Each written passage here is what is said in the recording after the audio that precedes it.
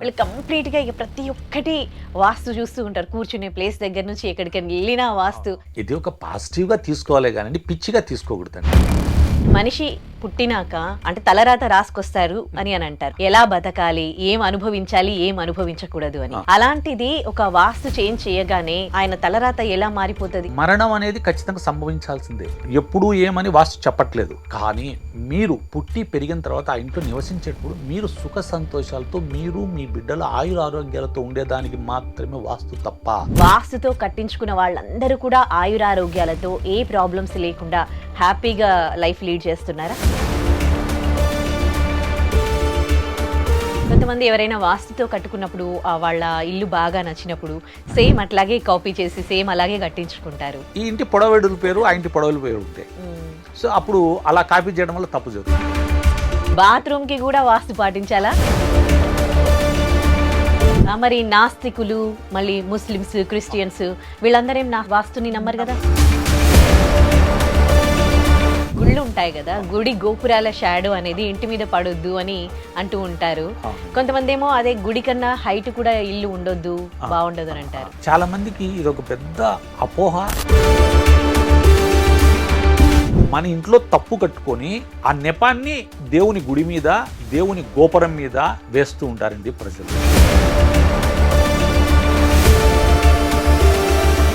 ఐడ్రీమ్ ప్రేక్షకులకు నమస్కారం. నేను ఉదయశ్రీ. ఇప్పుడు మనతో ప్రముఖ వాస్తు నిపుణులు చెల్లా శివరాం రెడ్డి గారు ఉన్నారు.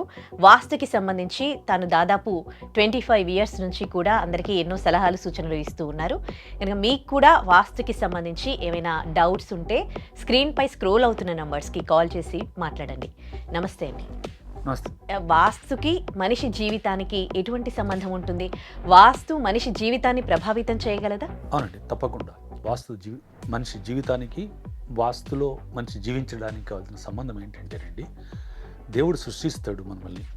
సృష్టించిన తర్వాత మన ఇంటి అమరికను బట్టి ఒక విధంగా, మన ఇంటి పరిసరాలను బట్టి మన మీద ప్రభావాలు ఉంటాయండి.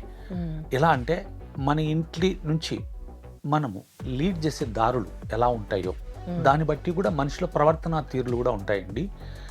తూర్పు వైపు కానీ ఉత్తరం వైపు కానీ వెళ్ళే వాళ్ళ ఆలోచన విధానం సాఫ్ట్ కార్నర్ ఉంటుంది. సాఫ్ట్గా వెళ్తూ మంచి విధానానికి వెళ్తారు. అదే పడమరికి వెళ్ళే వాళ్ళకి, దక్షిణం వెళ్ళే వాళ్ళలో కాస్త హార్డ్ స్వభావము, దక్షిణం నుంచి దక్షిణ నైరుతి వెళ్ళే వాళ్ళలో ఒక క్రిమినల్ మెంటాలిటీలు ఉంటాయండి. అదే తూర్పు ఉత్తరం వెళ్ళే వాళ్ళలో అలాంటి మెంటాలిటీ ఉండవండి. అంటే సృష్టి జరిగి వచ్చిన తర్వాత ఆ ఇల్లు, ఇంటి పరిసరాల వాస్తు కూడా అతని మీద ప్రభావం ఉంటుంది. అలాగే ఎలా అంటే తూర్పులో ఉత్తరంలో కానీ, సపోజ్ ఇప్పుడు మనము విజయవాడ కనకదుర్గమ్మ తూర్పు వైపున పారుతూ ఉంటుంది. సో అమ్మవారి చాలా ప్లచ్చింగ్గా ఉంటుంది ఆ కృష్ణా నది. అదే శ్రీకాళహస్తికి వెళ్తే మీరు కాళహస్తిలో పడమర వైపు నుంచి తూర్పుకి వెళ్తూ ఉంటుంది. సో విరుద్ధమైన ప్రభావం. సో అమ్మవారికి జరిగినంతగా శ్రీకాళహస్తిలో దేవుడికి జరగదంతగా. అది దేవుడికైనా కూడా, దేవుడికి కాదు కానీ దేవుడి గుడిలు కట్టించినటువంటి గుళ్ళకు మాత్రం ఇలాంటి పరిస్థితులు ఉంటాయండి. అసలు వాస్తుశాస్త్రం గురించి మన పురాణాల్లో ఎక్కడ మెన్షన్ చేశారు సార్? వాస్తుకి సంబంధించి వాస్తుకు తగ్గట్టుగా మనిషి జీవన విధానం ఉంటుంది అని. మొదలు గరుడ పురాణంలో వచ్చిందండి. తర్వాత ఋషులు, మహర్షులు, పెద్దవాళ్ళంతా ఒక ఇంటి నిర్మాణం ఎలా జరగాలి, ఎలా ఉంటే మనకు మంచిగా జరుగుతుందని కాలానుగుణం ప్రకారము మార్పులు చేసుకుంటూ వచ్చారండి. కాలానుగుణ మార్పులు జరుగుతూ ఉండడము, ఆ జరిగిన తగ్గట్టుగా మార్పులు చేస్తూ ఉన్నారు. తర్వాత కాలంలో ఏం జరిగిందంటే, ఈ పురాతన వాస్తుకు ఆధునిక కాలం వచ్చే కొద్ది ఏం జరిగిందంటే, ముందు మనము గుర్రబండ్లు, ఎద్దుల బళ్ళు వీటి వెళ్ళేవాళ్ళం. మళ్ళీ సైకిల్ వచ్చింది, స్కూటర్లు వచ్చినాయి, కార్లు వచ్చాయి, విమానాలు వచ్చాయి. సో కాలమాన పరిస్థితులను బట్టి ఇళ్ళు కూడా మార్పులు చేరుకుంటూ వచ్చినాయి. సో ఈ మార్పులు జరిగేటప్పుడు జరిగినటువంటి ఇబ్బంది, మంచి చెడు రెండు వాస్తుకారులుగా ఉండేటువంటి వాస్తుకారులు పెద్దవాళ్ళు, గతంలో ఉండేటువంటి వాళ్ళల్లో చాలా పెద్దవాళ్ళు ఉన్నారండి. వాళ్ళు ఈ వాస్తును పాతకాలంలో ఏంటంటే ఇలా ఉంది, ఇలా ఉండాలా అంతే. కానీ కాలానుగుణంగా మార్పుకు తగ్గట్టుగా మార్పు చేసే వాళ్ళు ఎవరు లేకపోవడం వల్ల అలాగే నిలిచిపోయింది.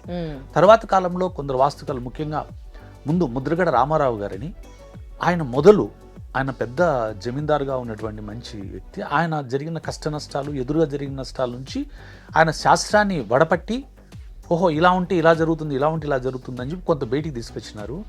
అదే సమకాలీకుడైనటువంటి గౌరు తిరుపతి రెడ్డి కడప ప్రొద్దుటూరు, ఆయన వాస్తుకారుడు, ఈయన వాస్తుకారుడు. ఈయన తెలిసినట్టు ఆయన తెలిసిన ఈయన పంచుకుంటూ, ఇంకా మిగతా కృష్ణంరాజు గారని, ప్రకాష్ రావు గారని, రామబ్రహ్మం గారని, ఇలా వీళ్ళందరితో కలిసి ఈ సబ్జెక్ట్ను డెవలప్ చేసుకుంటూ వచ్చారు. ఏది ఈ కాలానుగుణంగా మీరు గమనిస్తే ముందు వాష్రూమ్స్ ఏవి మన ఇంట్లో ఉండేటి కాదు. స్నానపు గదులు కూడా ఇంటి బయట ఉంటూ గుంతలు లేకుండా నీటిని వదిలేసేవాళ్ళు. సో సహసిద్ధంగా ఫిల్టర్ అయిపోయి మళ్ళీ కిందికి వెళ్ళి అందరికి ఉపయోగపడే విధంగా ఉండేది. కానీ ఈ నాగరికత పురోగించడంలో ఈ వాష్రూమ్స్ తప్పక ఇంట్లోకి రావడము, వాటి గుంతలు ఏర్పాటు చేయాల్సి రావడము, ఇలాంటి పరిస్థితుల వల్ల గుంతలు ఎక్కడ ఏర్పాటు చేస్తే ఆ ఇంట్లో మంచి ఏం జరుగుతుంది, చెడు ఏం జరుగుతుంది, అలా మంచినీటి గుంతలు, మంచినీటి బావులు, బోర్లు వేస్తే ఏ ప్లేస్లో వేసుకుంటే మనం మంచి జరుగుతుంది, ఏ ప్లేస్లో చెడు జరుగుతుందని చెప్పి వీళ్ళు ప్రాక్టికల్గా వెళ్ళారు. ఒక ఇల్లు చూడడము, ఆ ఇంట్లో తప్పులు ఏమున్నాయి, ఆ తప్పులు ఏ విధంగా సవరించుకోవాలి, ఎలా చేయాలని చెప్పి గౌరు తిరుపతి రెడ్డి గారు, ఆయన ఒక వ్యాపారస్తుడిగా ఉండడం వల్ల, తన దగ్గర సమృద్ధమైనటువంటి అమౌంట్ ఉండడం వల్ల తను సొంతంగా పరిశోధించాడు. ఖర్చు పెట్టుకొని ఇళ్ళకి వెళ్ళడము, తిరగడము, చేయడము, దీనివల్ల సబ్జెక్టును మరింత బయటికి తెచ్చి ప్రజలకు అనుగుణంగా మార్పులు చేసి ప్రజలకు సౌకర్యవంతంగా ఉండేట్టుగా చేయడం జరిగింది. కానీ సౌకర్యం అనేది ఎంతవరకు అంటే కొంతవరకే తీసుకోవాలి. అంతకన్నా ఎక్కువ సౌకర్యాన్ని తీసుకోవడం వల్ల ఈ మధ్యకాలంలో ఆర్కిటెక్ట్లు చేసేటువంటి కొన్ని తప్పిదాల వల్ల, అంటే ఎలివేషన్లలో దీంట్లో ప్రజలు చాలా ఇబ్బంది పడుతున్నారండి. ఓకే, ఇందాక మీరు ఫస్ట్ ఆన్సర్ చెప్పినప్పుడు అంటే ఈ దారి నుండి వెళ్తే ఇలా ఉంటుంది, ఈ దారి ఒక ఇంట్లో ఒక నలుగురు ఉన్నారు, అది పేరెంట్స్, పిల్లలు, వాళ్ళు ఒకే డోర్ యూజ్ చేస్తారు, వాళ్ళకి ఎట్లా ఉంది అట్లా. కానీ ఆ ఇంట్లో ఒక్కొక్కరి జీవితాలు ఒక్కోలా ఉంటాయి. మరి అది వాస్తు ప్రభావితం చేసినట్లుగా ఎట్లా అవుతుంది? అంటే అదే దారి నడుస్తారు, కానీ ఇంటి పెద్ద వచ్చేసి నైరుతిలో పడుకుంటారు, పిల్లలు ఇంకొక రూమ్లో పడుకుంటారు. ఓకే, సో వాళ్ళ వ్యవహార శైలి, వాళ్ళు పుట్టి పెరిగిన ప్రదేశము, ప్రతి వ్యక్తికి తేడాలు ఉంటాయండి. అంటే నేను పుట్టి పెరిగిన కాలం వేరు, మీరు పుట్టి పెరిగిన కాలం వేరు, మీకున్న సౌకర్యాలు మాకు లేవు, మాకున్న సౌకర్యాలు మా ముందు వాళ్ళకి లేవు. సో ఇలాంటి పరిస్థితుల వల్ల ఎవరి అభిప్రాయాలు వాళ్ళకు ఉంటాయండి.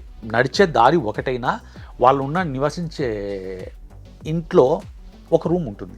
నేను ఆగ్నేయంలో ఉండొచ్చు, ఇంకొకరు ఈశాన్యంలో ఉండొచ్చు, ఇంకొకరు వాయువ్యంలో ఉండొచ్చు, లేదు మేడ మీద ఉండొచ్చు. సో ఇలాంటి పరిశీలనలు ఉండడం వల్ల ఎక్కడెక్కడ ఉంటారో దాన్ని బట్టి కూడా ఉంటుంది. టోటల్గా ఒక మోస్తరైనటువంటి విధానం ఏంటంటే నడచడం వల్ల వాళ్ళు ఈ ఇంటికి రాకముందు ఇంట్లో పెద్దలు ఉండాల్సిన విధానం వేరుగా ఉంటుంది. వాళ్ళు పుట్టి పెరిగిన ఇండ్లు వేరు ఉండొచ్చు, వీళ్ళు పెరిగిన ఇండ్లు వేరు ఉండొచ్చు, కొందరు అదే ఇండ్లు ఉండొచ్చు, కానీ నివసించే ప్లేసుల వల్ల కూడా తేడాలు ఉంటాయి. ఓకే, అంటే ఎంతవరకు వాస్తు ప్రభావితం చేయగలదు మనిషి జీవితాన్ని? మనిషి జీవితాన్ని నాకు తెలిసి నాకున్న జ్ఞానంలో జీవితాన్ని ప్రభావము ఎక్కువ భాగం చేస్తుందండి. ఒకటి అయితే ఎక్కడ ఎక్కువ తక్కువ ఉంటుందంటే, మీకు పూర్వజన్మ సుకృతం ఉంటుంది, అది ఉన్నన్ని రోజులు ఈ వాస్తు ప్రభావం మీ మీద చూపిస్తున్నా మీకు కనిపించదు. కానీ ఒక 15 నుంచి 20 ఏళ్ళ తర్వాత మాత్రం తప్పకుండా మీ మీద చూపిస్తుంది. ఎప్పుడు చూపిస్తుంది అంటే మీ పూర్వజన్మ సుకృతం ఖాళీ చేసిన తర్వాత అది చూపిస్తుంది. ఒకవేళ పూర్వజన్మ సుకృతం మీకు తక్కువ ఉందనుకో, ఇమ్మీడియట్గా మీ మీద యాక్షన్ చూపిస్తుంది. ఈ తేడా ఉంటుందండి. ఏది పూర్వజన్మ సుకృతం ఎంత ఉండేదాన్ని బట్టి మనకు తెలియదండి, ఆ ఉన్నదాన్ని బట్టి వాళ్ళకి ఆ విధంగా జరుగుతుంది. కొందరికి 3 సంవత్సరాలకే మంచి జరుగుతుంది, కొందరికి 6 ఏళ్ళకి, కొందరికి 9 ఏళ్ళకి జరుగుతుంది, కొందరికి చెడు 3 సంవత్సరాలు జరిగితే కొందరికి 6 నెలలు, కొందరికి 9 ఏళ్ళకి జరుగుతుందండి. ఇలా కూడా ఉంటుంది. అంటే అంటే మనం అంటాం ఏ చెట్టుకున్నంత గాలి ఆ చెట్టుకున్నట్టుగా, అంటే చిన్న చెట్టుకు అది చిన్న గాలి, ఎంత చెట్టుకు అంత గాలి అంటారు కదా. ఓకే, ఇప్పుడు మనిషి పుట్టినాక అంటే తలరాత రాసుకొస్తారు అని అంటారు. అంటే ఆయన ఎప్పుడు చచ్చిపోవాలి, ఎలా బతకాలి, ఏం అనుభవించాలి, ఏం అనుభవించకూడదు అని. అలాంటిది ఒక వాస్తు చేంజ్ చేయగానే ఆయన తలరాత ఎలా మారిపోతుంది? ఎందుకంటే ఇప్పుడు చాలా మంది ఒక్కొక్క శాస్త్రంతో వస్తున్నారు. ఒకరు చేతి రేఖలు అంటారు, మీ హస్తరేఖలు ఇలా ఉన్నాయి, మీ ఫేస్ రీడింగ్ అంటారు, ఒకరు కర్మ సిద్ధాంతం అంటారు. ఎందుకు నమ్మాలి? ఈ జ్యోతిష్య పురాణాలు ఇవి చెప్తూ ఉంటారు. ఇప్పుడు వాస్తు శాస్త్రాన్ని ఎందుకు నమ్మాలి? దానికి ఒక విపులంగా విషయం చేస్తానండి. హస్త సాముద్రికం తీసుకుందాం. హస్త సాముద్రికంలో ఏముంటుంది, ఈ గీత ఎలా వెళ్తుంది కాబట్టి మీ జీవితం ఇలాగే ఉంటుంది అని హస్త సాముద్రికం చెప్తున్నాం. దీనిలో మార్చే వీలు లేదు. అవును. జ్యోతిష్యం ఉంటుంది, జ్యోతిషం మీకు ఏం చెప్తుందంటే మీరు పుట్టిన తర్వాత మీకు ఇన్ని ఏళ్ళ భవిష్యత్తు ఇక్కడ ఈ సంవత్సరాలు ఈ విధంగా మంచి, ఈ విధంగా చెడు జరుగుతుందని చెప్తుంది. కానీ అది చెప్పినట్టుగా ఎక్కడా జరగదు. మనకి ఉంది శాస్త్రం తప్పనట్లేదు, హస్త సాముద్రికం నేను తప్పనట్లేదు, కానీ హస్త సాముద్రానికి నీకు రెమెడీ లేదు. హస్త సాముద్రికానికి రెమెడీ లేదు మీకు. అంటే ఈ రేఖను మనం మార్చలేం కదా, సో రెమెడీ లేదు. కానీ వాళ్ళు కూడా పరిహారాలు చెప్తూ ఉంటారు కదా. పరిహారాలు చెప్పినా కూడా ఖచ్చితమైన పరిహారం అంటూ దానికి నిజ నిర్ధారణ ఉండదు. జ్యోతిష్యానికి కూడా ఏం చెప్తుందంటే జ్యోతిష్యం గొప్పది, నేను ఎక్కడా కాదనట్లేదు, విభేదించట్లేదు. కానీ చెప్పే వ్యక్తులలో ఆ సబ్జెక్టు తరిగిపోతూ వచ్చింది. నిజాయితీ పరులు తగ్గిపోవడం వల్ల జరిగే అనార్థం వల్ల జ్యోతిష్యాన్ని మనము ఇప్పుడు నమ్మే పరిస్థితిలో లేకపోవడానికి కారణం. వాస్తుని ఎందుకు ఇప్పుడు ఎక్కువ నమ్మేదానికి వస్తున్నారంటే దీంట్లో రెమెడీ కనిపిస్తోంది.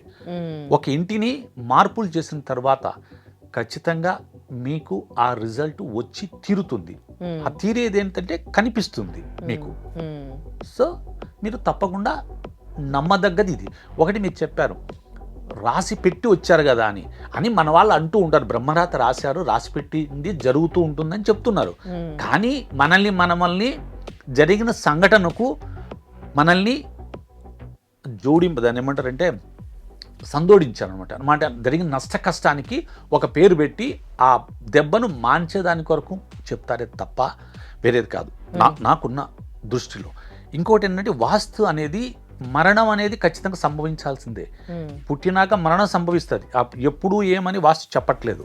కానీ మీరు పుట్టి పెరిగిన తర్వాత ఆ ఇంట్లో నివసించేటప్పుడు మీరు సుఖ సంతోషాలతో మీరు మీ బిడ్డల ఆయుర ఆరోగ్యాలతో ఉండేదానికి మాత్రమే వాస్తు తప్ప చనిపోయేదానికో ఇది ఏదానికి కాదు. మీరు మీ కుటుంబం మీ పిల్లలు ఆయురారోగ్యాలు ఉండడానికి మాత్రమే వాస్తు. మరి అంటే ఆయుర ఆరోగ్యాలతో హ్యాపీగా ఉంటేనే వాస్తు చెప్తుందంటారు కదా.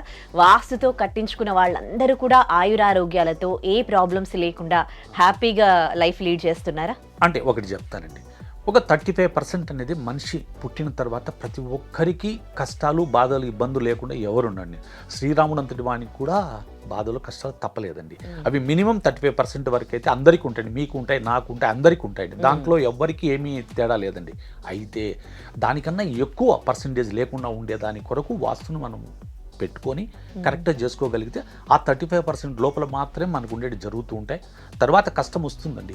కష్టాన్ని మనము ఎలా అధిగమించి ధైర్యంగా ముందుకు వెళ్ళేదానికి వాస్తు అనేది నీకు తోడుగా వస్తుందండి. దానికి ఒక ఉదాహరణ చెప్తా మీకు. వాస్తును తోడు తీసుకుంటే ఏంటి, తోడు తీసుకుంటే ఎలా ఉంటుందని చెప్తా. వాస్తుని మీరు తోడు తీసుకుంటే ఎలా ఉంటుందంటే ఒక సైకిల్లో మీరు వాస్తుకు వ్యతిరేకంగా వెళ్తున్నారు అనుకుందాం. ఒక కొండనో గుట్టనో మీరు ఇక్కడ నుంచి పైకి వెళ్ళాలి. ఎక్కుతూ సైకిల్ తొక్కుతుండాలి, గుంతలు చూడాలి, వెహికల్స్ వస్తుంది చూసుకుంటా వెళ్ళాలి. కానీ మీరు కష్టం ఎక్కువ పడుతూ గంటకు ఒక 12 కిలోమీటర్లు పోగలుగుతారు వాస్తు వ్యతిరేకంగా ఉంటే. వాస్తును అనుకూలంగా తీసుకుంటే ఎలా ఉంటుందంటే ఒక కొండ మీద నుంచి కిందికి సైకిల్ తీసుకుంటూ పోతుంటే ఎలా ఉంటుందో అలా ఉంటుంది. అంటే నువ్వు సైకిల్ ఇక్కడ కూడా సైకిల్ తొక్కాల్సిందే. మీరు వచ్చే దారిలో బస్సులు వస్తాయా, జీపులు వస్తాయా, గుంతలు వస్తాయా, ఇవన్నీ చూసుకుంటూ నువ్వు వెళ్ళాల్సిందే. ఇది ఎక్కడ ఇట్లొచ్చినా సరే ఇట్లొచ్చినా ఇవన్నీ నాకు వాస్తు బాగుందని కళ్ళు మూసుకుంటే ప్రకృతి నాశనం చేస్తుంది. సో మీరు వెళ్ళేది ఇక్కడ నీ గంటకి 20 కిలోమీటర్లు పోతావు మీరు, నేను 25 పోతా, ఇంకొకరు 30 పోతారు. వాళ్ళ యొక్క శక్తి సామర్థ్యాలు, వాళ్ళ యొక్క తెలివిగా వెళ్ళే విధానాన్ని బట్టి నీ యొక్క ప్రయాణము మంచిగా దూరంగా వెళ్ళడం అనేది డిపెండ్ ఆన్ అది పరిస్థితి.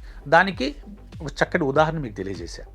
వాస్తు అంటే ఏంటి, ఎలా ఉంటుంది అనేది. ఓకే, సో ఇప్పుడు అంతా అపార్ట్మెంట్ కల్చర్ అయిపోయింది కదా. సో ఇంట్లో కూడా లిఫ్ట్లు పెట్టుకుంటూ ఉన్నారు. అపార్ట్మెంట్లో లిఫ్ట్ మస్ట్. సో లిఫ్ట్ కూడా ఎక్కడ పెట్టాలి, ఏ మూలన పెట్టాలి, దీనికి సంబంధించి కూడా వాస్తుందా? అవునండి. అంటే ఏంటంటే ఒక నైరుతి రూమ్ అనేది పెద్దగా ఉండాలండి. ఇప్పుడు మనం ఉన్నామండి, తలకాయతోనే పనిచేస్తుంది. తలకాయ చాలా బరువు ఎక్కువ ఉంటుంది. సో ఇది నైరుతి లాంటిది అనమాట. అలా ఉండాలి. భుజాలు దక్షిణము పడమర లాంటివండి, బరువు మోయగలిగేది అవి అక్కడ ఉండాలి. అక్కడ ఈ లిఫ్ట్ పెట్టగలిగితే ఏముందంటే హాలో ఏర్పడుతుంది. ఈ హాలో ఏర్పడడం తప్పు. దట్టు ఈ రూమ్ మాత్రం ఎప్పుడు పెద్దగా ఉండాలి. ఈశాన్యం రూమ్ చిన్నగా ఉండాలి. ఆగ్నేయంలో వంట ఉండాలి. సో వాయువులో పిల్లలు ఉండేదానికి, ఈశాన్యంలో పిల్లలు ఉండేదానికి కావాల్సిన విధానంగా ఒకటి ఏంటంటే ఈశాన్యంలో పెట్టకూడదండి, అలాగే నైరుతులు పెట్టకూడదు. ఆగ్నేయంలో పొయ్యి రావాల్సి వస్తుంది, వంటకు కావాల్సిన కిచెన్ రావాల్సి వస్తుంది, అక్కడ పెట్టకూడదు. వాయువులో పెట్టుకోవచ్చండి, ఉత్తరంలో పెట్టుకోవచ్చండి, తూర్పులో పెట్టుకోవచ్చండి. ఇలా వాళ్ళకు ఉన్నటువంటి పొడవు వెడల్పును బట్టి మేము వాళ్ళకి ఎక్కడ లిఫ్ట్ పెట్టుకోవాలని తెలియజేస్తాం. అంటే కొందరికి 20 అడుగులు పొడవు ఉంటుంది, కొందరికి 30 ఉంటుంది, 40 ఉంటుంది. ఆ ఎక్కువ వైశాల్యం పెరిగే కొద్దీ సౌలభ్యం ఎక్కువ ఉంటుంది, వైశాల్యం తగ్గే కొద్దీ సౌలభ్యం తగ్గుతుంది. సో తగ్గినప్పుడు మేము ఏం చేస్తామంటే అడుగులు ఇంచులతో సహా కరెక్ట్గా చెప్తాం. అదే వైశాల్యం ఎక్కువ ఉందనుకోండి, అంత పెద్దగా కరెక్ట్గా ఒక అడుగు 2 అడుగులు అటు ఇటు కూడా చెప్తుంటామండి.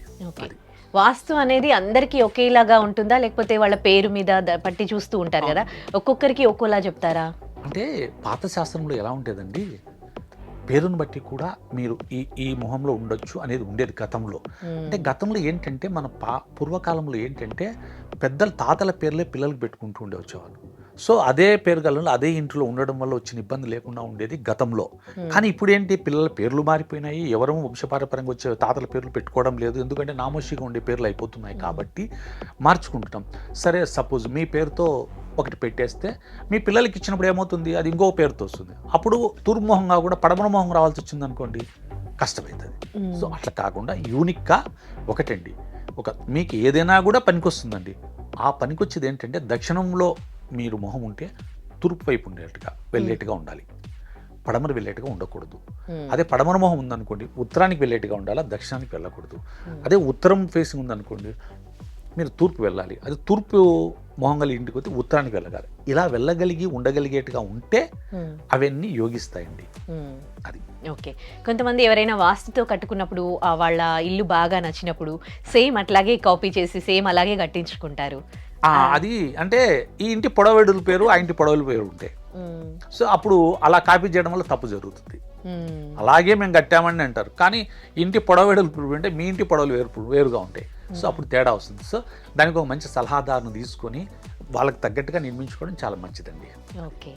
సో బాత్రూమ్కి సంబంధించి ఇందాక మీరు మాట్లాడుతూ ఉన్నారు కదా, అంటే అదొక హోల్ ఇంతకుముందు బయట ఉండేది, ఇప్పుడు ఇంట్లోనే బాత్రూమ్కి కూడా వాస్తు పాటించాలా? అవునండి.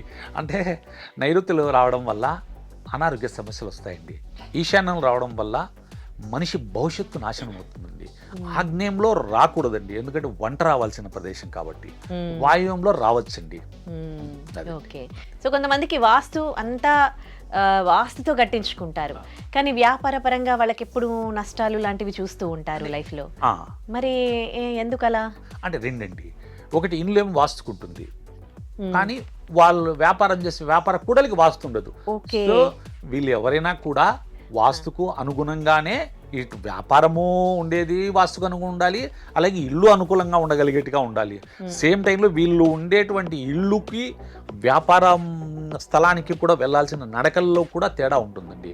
అలాంటివి కూడా అన్ని అమరినోళ్ళు చాలా అద్భుతంగా వ్యాపారం చేస్తూ ఉంటారు, చాలా గొప్పగా తెలివిపరులుగా చాలా వ్యాపార దక్షత ఉన్న వాళ్ళు వ్యక్తులు కూడా కొన్ని చోట్ల పని చేయరండి. అదే మీరు అంబానీ వాళ్ళు చూడండి, వాళ్ళు ఒక 100 సంస్థలు పెడితే అందులో ఒక 30-40 సంస్థలే పికప్ బాగా వచ్చేస్తాయి, మిగతావి కాలగలను గడిచిపోతుంటే మళ్ళీ కొత్తవి పెడుతూనే ఉంటారు.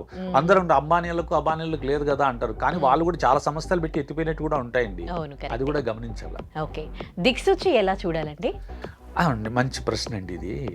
దిక్సూచిని చూడడం అంటే ఎలా అంటేనండి, ఒకటి ఖాళీ స్థలానికైతే నైరుతి వైపు నిలబడుకొని టువర్డ్స్ ఈస్ట్కు ఆ కాంపాస్ని పెట్టుకొని చూడడం వల్ల మన ఇంటి స్థలము ఎన్ని డిగ్రీలలో ఉంది, ఎలా ఉంటే ఆ ఇంటికి వాకిళ్ళు ఎక్కడ పెట్టాలి, సెప్టిక్ ట్యాంకులు ఎక్కడ పెట్టాలి, బోర్ ఎక్కడ వేయాలి, ఈ నీటి సంపును ఎక్కడ చేయాలి, కాంపౌండ్ వాళ్ళు చుట్టూ మనము కాంపౌండ్ వాళ్ళు గేట్లు ఎక్కడ పెట్టాలి అనేది మేము ఆ వాస్తులో ఆ డిగ్రీలు చూసిన తర్వాత వాళ్ళకి తెలియజేస్తామండి.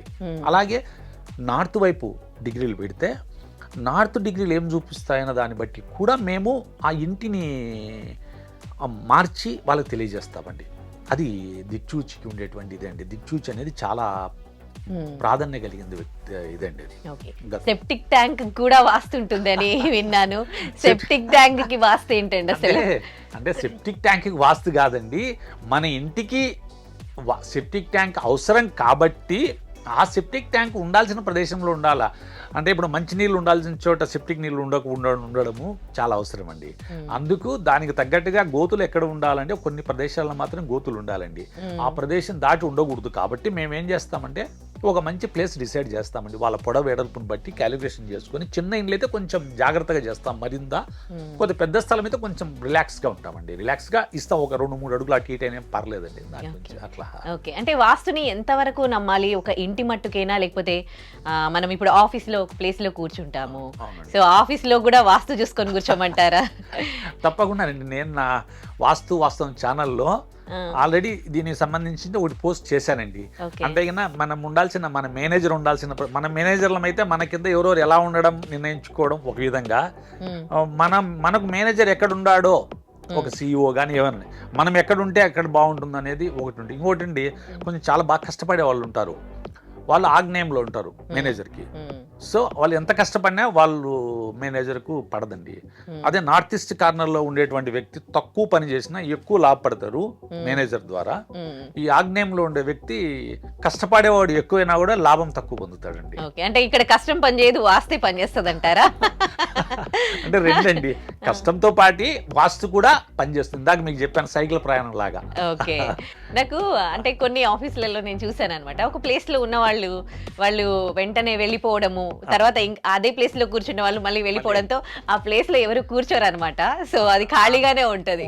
సో వాస్తు ఎఫెక్ట్ అంటారా ఇది? ఖచ్చితంగా ఉంటుందండి. అది వాయువ్యంలో ఉంటుంది. ఆ వాయువ్యంలో ఉండే ఆ ఆఫీస్ దానికి కూడా దాని దారి కూడా అలాగే ఉంటుంది కాబట్టి అంత తొందరగా వెళ్తారు. ఇంకొకటి ఏంటంటే కొన్ని ఏరియాల్లో ఇప్పుడు ఈశాన్యంలో కానీ నైరుతిలో కానీ ఆఫీసులో కూర్చున్న వాళ్ళు కూడా వెళ్తారు. కాకుంటే వాళ్ళు వెళ్ళేటప్పుడు ఎలా వెళ్తారంటే ఇక్కడికన్నా బెటర్మెంట్కి వెళ్తారు. అదే ఆగ్నేయంలో వాయువులో ఉండేవాళ్ళు దీనికన్నా బెటర్మెంట్కి వెళ్ళలేరు. సమాన పొజిషన్లో కానీ లేకుంటే ఇబ్బందిగా పడి కానీ వెళ్తూ ఉంటారండి.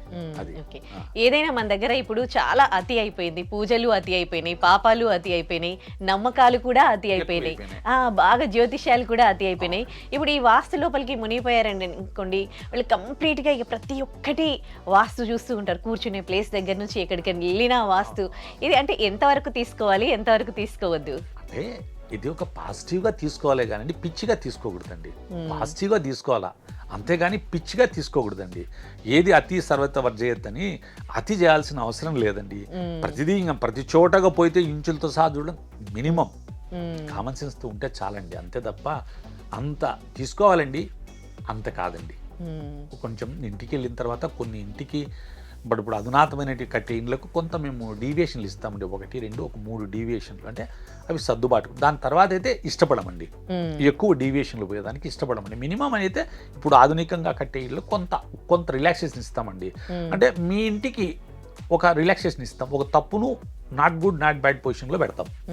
అదే ఇంకొక ఇంటికి వెళ్తే మాత్రం ఖచ్చితంగా అలాంటి తప్పును ఇక్కడ ఒప్పుకోం. అంటే అక్కడ ఉండేటువంటి పరిస్థితులు బట్టి అక్కడ ఒప్పుకోవాలన్నా లేదా అనేది ఒప్పుకోవడం అనేది జరుగుతుంటుందండి. ఒక పర్సనల్ ఎక్స్పీరియన్స్ అండి, ఒక ఇల్లు కొనుక్కోవాలి అని అనుకున్నప్పుడు అది వాస్తు లేదు అన్నారు, అండ్ అందులో ఒకరు సూసైడ్ చేసుకున్నారు అని అన్నారు అనమాట. అసలు వాస్తుకి అతను సూసైడ్ చేసుకోవడానికి సంబంధం ఉందా? తప్పకుండా ఉండదండి. ఈ వాయువ్య దోషంలో ఉండడం వలన, ఈ వాయువం దోషం అనేది ఇప్పుడు కూడా మనిషిని మానసికంగా తన్ను తాను ఎలాంటి ఇది కానికుండా ఒక ట్రాన్స్లోకి వెళ్ళేది. ఇప్పుడు మీరు గమనిస్తే ఈ సన్యాసంలో కలిసేవాళ్ళు, వీధులంబడి తిరిగే వాళ్ళు మీరు గమనించుంటారు, ఎక్కడన్నా పిచ్చిగా వేసుకొని తిరుగుతుంటారు. వాళ్ళందరికీ వాయువు దోషంలో ఉండేటువంటి వాళ్ళే అలా వెళ్తూ ఉంటారు. ఇందాక మీరు అన్నారు పూజలు పునస్కారాలు చాలా ఎక్కువ చేస్తున్నారు అని. పూజలు పునస్కారాలు చేయాలండి, మంచిదండి, అన్నీ చేయడం మంచిదే. నేను ఇందాక అతి ఎక్కువ చేయడం ఏది కూడా కరెక్ట్ కాదన్నా చూడండి.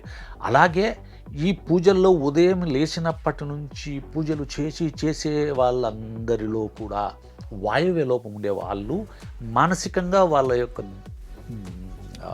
మానసిక స్థితి సరిగ్గా లేనిటువంటి వ్యక్తులు చేయాల్సిన దానికన్నా ఎక్కువ చేస్తూ ఉంటారండి.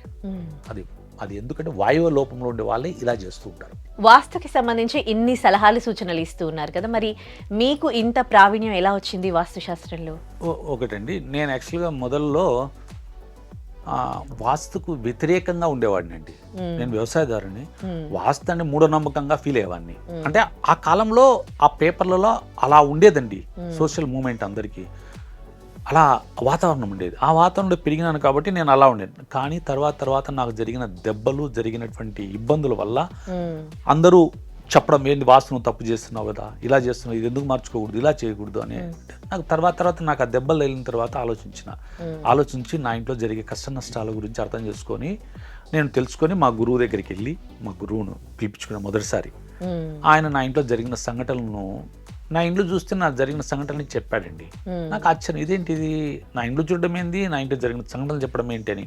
అలా నేను ఆ పుస్తకాలు చదువుతూ తెలుసుకుంటూ ఉన్నప్పుడు ఒకటండి, నేను ఒక పుస్తకంలో ఒక చాప్టర్ తగులుతుంటా.